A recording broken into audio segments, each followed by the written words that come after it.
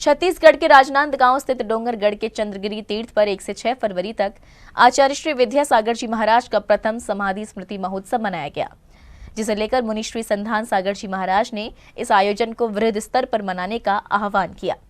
साथ ही 18 जनवरी से 18 फरवरी तक आयोजित हीरे को परख लिया आचार्य ज्ञान सागर ने नामक निःशुल्क प्रतियोगिता में भी जुड़ने के लिए कहा।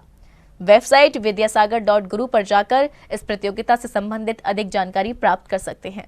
6 फरवरी को आचार्य गुरुवर का प्रथम समाधि दिवस है और जैसा कि पूज्य गुरुवर बता रहे हैं कि इस समाधि दिवस को हमें गांव-गांव में और नगर-नगर में बहुत व्रत स्तर से मनाना है, क्योंकि आचार्य भगवान हमारे घट में विराजमान है, रोम रोम में विराजमान है।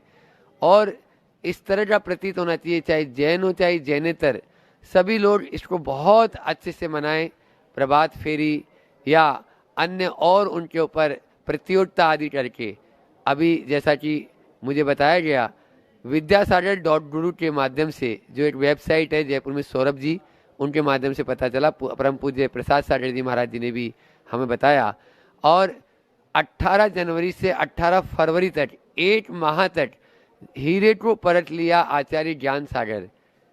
जैसे ज्ञान सागर जी महाराज जी ने आचार्य विद्यासागर जी महाराज जी को परखा, उसी के ऊपर यह प्रतियोगिता है। आचार्य श्री जी की अनेक रचनाएं हैं, अनेक पुस्तकें हैं जो आचार्य श्री जी को बहुत प्रिय थी।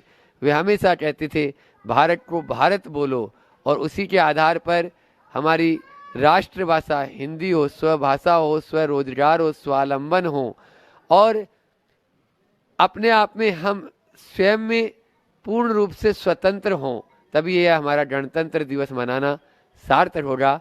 गणतंत्र दिवस की पूर्व बेला पर मैं यही कहना चाहूँगा कि आप सभी यदि आचार्य गुरुवर को सच्चे रूप में अपने हृदय में स्थापित करते हो और भारत को प्रति भारत बनाना चाहते हो, तो आचार्य श्री जी की इन पुस्तकों का अवलोकन करें जरूर।